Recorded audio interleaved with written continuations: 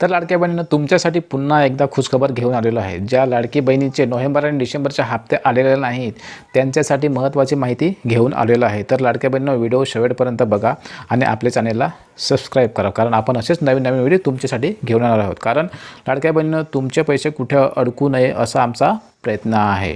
तर आपल्या चॅनलला पुन्हा एकदा सबस्क्राईब करा। लाडक्या बहिणींनो, 26 जानेवारीनंतर संपूर्ण अंगणवाडी सेविकाकडे जिल्हा व महिला बालविकास विभागाकडून ज्या त्रुटी असलेले जे फॉर्मच्या याद्या आहेत हे त्यांना मिळणार आहेत आणि ते यावर कारवाई करणार आहेत।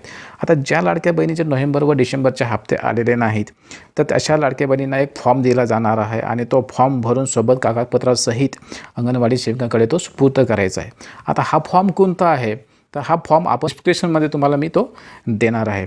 तर ह्या फॉर्ममध्ये तुम्हाला अर्जदाराचं नाव मेन्शन करायचं आहे, तुमचा आधार क्रमांक तुम्हाला मेन्शन करायचा आहे, तुम्हाला पत्ता द्यायचा आहे आणि एक इम्पॉर्टंट गोष्ट म्हणजे तुमच्या कुटुंबामध्ये कोणी सरकारी नोकरीला आहे का तर ते पण तुम्हाला इथे मेन्शन करायचं आहे।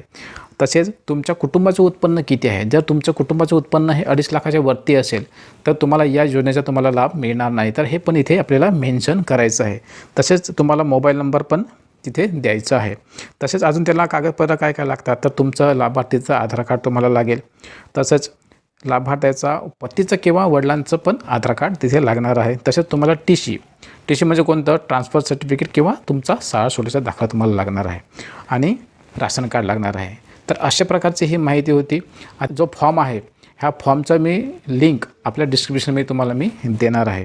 तर लाडक्या बहिणींनो, व्हिडिओ आवडले असल्यास आपल्या चॅनलला सबस्क्राईब नक्की करा, कारण आपण असेच व्हिडिओ तुमच्यासाठी आपण घेऊन येणार आहोत।